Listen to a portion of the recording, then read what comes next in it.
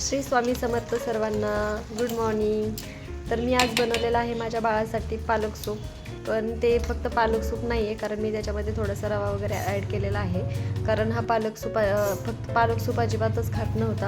जर तुमचं हे बाळाचंच खात नसेल, त्रास देत असेल आणि पालक वगैरे हे त्यांच्यासाठी खूप छान असतं, तर तुम्ही हे नक्की एकदा ट्राय करा. तुमचं बाळ देखील खूप आवडीने खाईल. तर पहिल्यांदा मी 4-5 पालकाची पानं घेतली होती, स्वच्छ धुवून घेतलेले. पण तरी नंतर मी त्याला थोडंसं गरम पाण्यात 5 मिनिट बॉईल करून घेतलं. बॉईल केल्याच्यानंतर ते मी थोडंसं पाणी वगैरे टाकून दिलं आणि ते जे पानं होते ते मिक्सरच्या भांड्यात टाकून थोडंसं त्याच्यात पाणी वगैरे ॲड करून ते मिक्सरला बारीक करून घेतलं. आणि बारीक करून घेतल्याच्यानंतर तुम्ही बघू शकता की हे त्याला थोडेसे पण पानं दिसत होते. पूर्णच बारीक केलं होतं, कारण हा थोडं जरी त्याला लागलं ना पान वगैरे तर तो डायरेक्ट तो थुंकून देतो, टाकून देतो. तर म्हणून मी ते छान स्मूथ करून घेतलं होतं. नंतर मी कढई वगैरे गरम केली. कढई गरम केल्याच्यानंतर त्याच्यात 1 चमचा तूप ॲड केलं आणि त्याच्यात 1 चमचा रवा टाकला.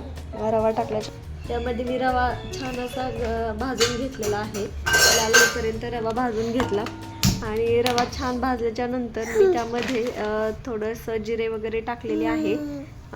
जिरे टाकून थोडी हळद पण ॲड केली आणि ते छान असं मिक्स करून घेतलं आणि परत आणखी त्याला थोडंसं गरम होऊ दिलं आणि छान असं मिक्स झाल्याच्यानंतर मी त्यामध्ये पालकाचं ते सूप ॲड केलं आणि त्यामध्ये थोडंसं पाणी वगैरे टाकलं. ते छान असं मिक्स करून घेतलं एकदा आणि मिक्स केल्याच्यानंतर 5 ते 10 मिनिटं मी त्याला छान असं शिजवून घेतलं.